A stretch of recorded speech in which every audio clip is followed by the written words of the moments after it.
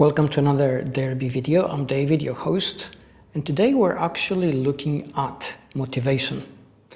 Motivation is a dirty word in fitness. Nobody wants to admit that they feel demotivated or that they have no motivation to exercise, because such an admission comes with an implicit understanding of judgment, of perhaps lack of discipline, weak character, inability to focus, no goals in life, whatever judgment people usually attach to the kind of label. And then that makes it hard for us to express the way we feel, which makes it hard to address. So let's get all that out of the way. Let's divorce completely, because it is divorced completely, motivation from character, from discipline, from goals in life. The very fact that you're watching this video shows that you're actually motivated to do something. You got up this morning and you actually did a whole lot of things, and that was motivation in itself behind your actions. We can't actually do something if we're not motivated to do it. So to better understand what motivation is, why we have it, why we lose it, and how we can get it back, we need to understand its neurochemical basis. Now, there's a complex number of neurotransmitters which affect the substrates of our brain, which motivate us to do something. The neurotransmitters, in effect, are felt by us as an emotion, which leads us to an action. I'm going to sort of get a little bit away from all the technicalities here and address the obvious things. Essentially, the neurotransmitters of our brain, and the primary ones which are involved in this, are dopamine and serotonin and noradrenaline, amongst a few others, are there to make us feel better. So motivation in itself is our action which leads to a transition from a state of discomfort to a state of comfort, or a state of dissatisfaction to a state of satisfaction.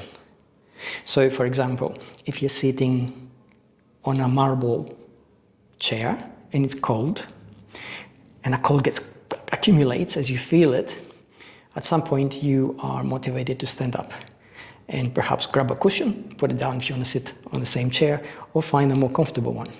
Now, this is a very crass example, but it shows you exactly how motivation works. So we start usually every year or every critical period in our life highly motivated to do things. And what I'm going to say is about fitness, but it works the same with relationships, the same thing with business, same thing with life itself. So essentially, when we plan from the state where we are at the moment of planning, which is a state of inherent arousal, which is what we're planning. We are basically putting down the structure which will lead to the actions which we need to take in order to get to our destined goal, or the destination which is our goal.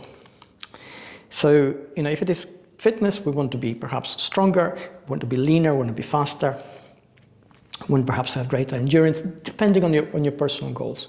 If it's business, you want to have greater success. If it's relationships, you want to have a stable, happy relationship, and so on. So we plan all these things. And what usually happens is somewhere along the way, we lose our motivation, things don't work out, and then we stop. And then we feel bad. And then we feel bad because A, we stopped. Second, because we suddenly realize we're not going to get to where we wanted to very easily. And the third thing is there is an implied cultural judgment around us, which sort of stops us from expressing our dissatisfaction with our own self and the difficulties which we're facing. I will explain that usually when we stop something, it's not because we haven't structured it sufficiently. It's not because we are not sufficiently motivated to complete that, but because in that particular moment in time, we become overwhelmed. Perhaps we're too tired to continue, perhaps things got messy, perhaps things got complicated, perhaps life happened, and life always happens. We know from studies that athletes who are highly motivated are supported by entire structure around them. They have coaches and they have teammates and they have a social environment which expects from them to perform. And that keeps them performing in their training at a very high level, day after day. But at the same time, they also go through their own phase of feeling demotivated because things get too much. And then they have to work it out in their head. And that's the internal talk they have with themselves, the work they do on themselves, which allows them to uncomplicate whatever it is they have in their heads and go on with their athletic career and improve their performance. In everyday life, we don't have that. We don't have that assistance. We don't have that help around us, usually. It's just us. And when things get too much, all we feel is that things got too much. Here are a couple of things which we make. There are a couple of mistakes which we make every time we plan. We plan from the stage where we're at, where everything appears very feasible, very doable. And the first mistake is that we assume it's always going to be like that. So if we take the example of a new year, usually by the end of December, certainly by the beginning of January, we have a year planned out. We think we're going to go to the gym 3 times a week. We're going to eat better 5 times a week. We're going to cut down on smoking or drinking or whatever a problem or a perceived problem is. And we start. And by the end of January, usually, we feel we can't go on. It's too difficult, too hard. Life is complicated. The new year has given us unexpected problems. We have to deal with them.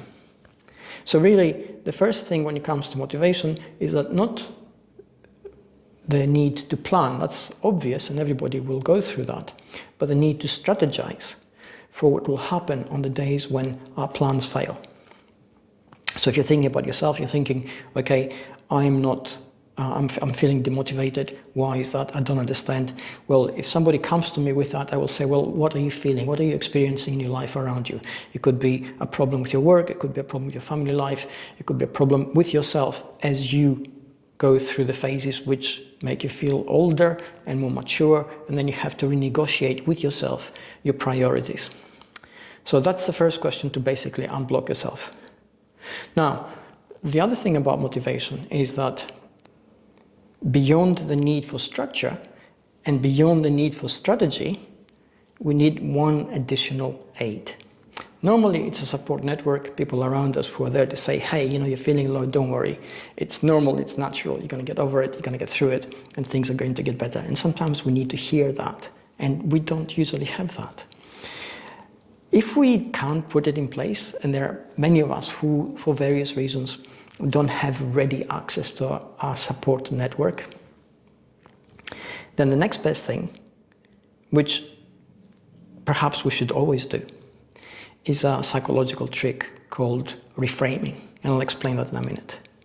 Now, essentially, reframing has to do with repositioning ourselves when we look at where we are and what we're doing and where we're heading towards in order to reappraise what we're feeling.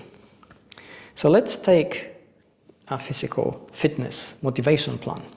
And let's say we started strong in January and we managed to get through the entire month of January, and we worked out really, really hard. We did everything right. Our diet was on point. We went to bed early. Our sleep was the way it's supposed to be. Our nutrition was actually spot on.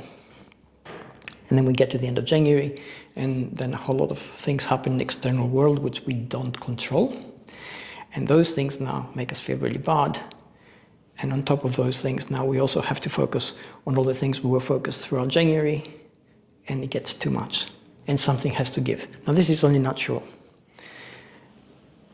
If we move away from that and go into a very simple example, let's say that I want to get fitter, I want to get stronger, and I need to do push-ups, and push-ups are really hard for me.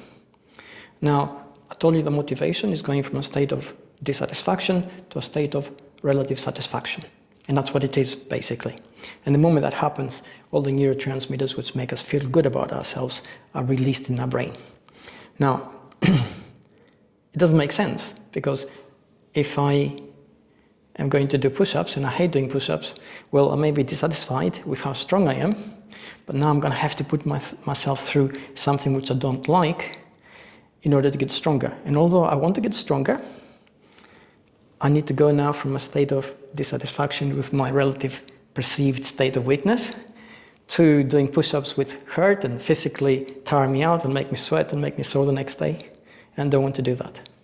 Now, if I focus only on that, this is what's going to happen. I'm not going to do it because I'm not willing to do the push-ups, because all I can think of is, well, this is not so much better anyway.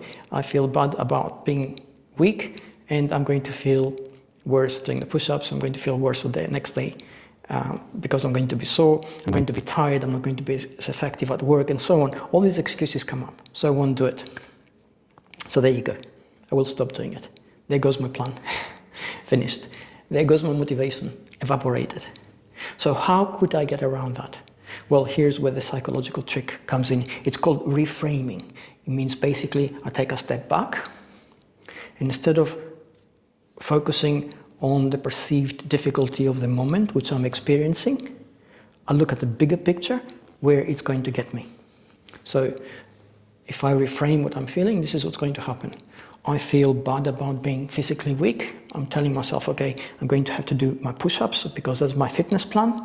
It's going to hurt, it's going to make me sore, it's going to make me sweaty, it's going to make me feel uncomfortable, I'm going to be sore and tired the next day. But by the end of next month, I'll be stronger. By the end of the month after that, I'll be stronger still.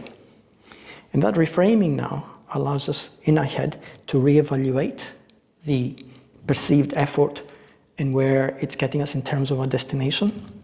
And that changes the reward which we're going to feel.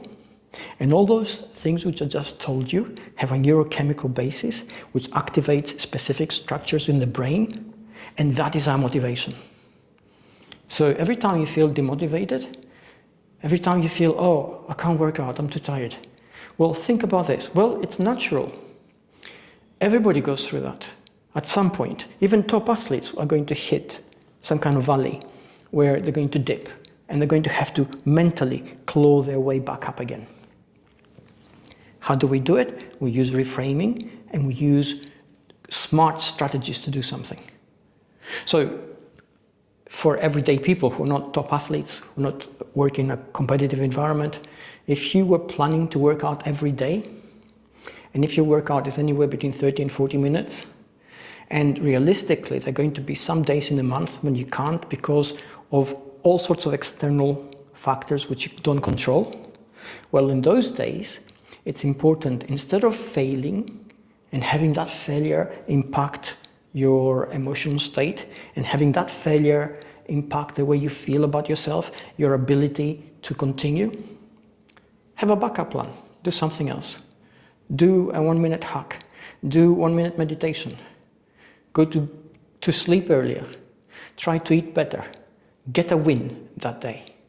And if you do that, first of all, you reduce the amount of failure that you're feeling, if not completely cancelling it. And the second thing is it allows you to wake up the next day feeling fresh, refreshed, and capable. And that reframing is what actually will recharge the neurotransmitters in your brain that allows you to continue. And if you continue, you get to a stage where suddenly you start climbing up again and you feel great. So that is motivation. It's something which we structure out of our ability to overcome adversity through a strategy that allows us, when we hit that wall, when we hit that obstacle, when we hit that block, to not feel bad about it, to say, okay, that's life. It's going to happen. I can't control that. I don't control the external world. I don't control the specifics and the factors around my job. I don't control what happens in my family life when other family members are involved. But what you can control is how you feel, is how you move through your own life. This is self-care 101. You do that, and regardless of the physical outcomes of your training, this is going to happen mentally and psychologically. You're going to come out stronger. And if you're stronger mentally and psychologically, well, the physical part is only one small step away. I really hope this helps. Think about it. Ask me any questions you want on YouTube. I'm going to link to all the relevant studies in the resource box, so do check them out. A lot of the things which I said have a neuroscientific basis and a neurochemical sort of a background, and going through those studies you'll understand things a little bit better. I'm going to link to a few articles which also explain this a little bit better. don't give up. If you ever feel demotivated, it's normal. Plan how you're going to get through it. I hope this helps, guys. Take care.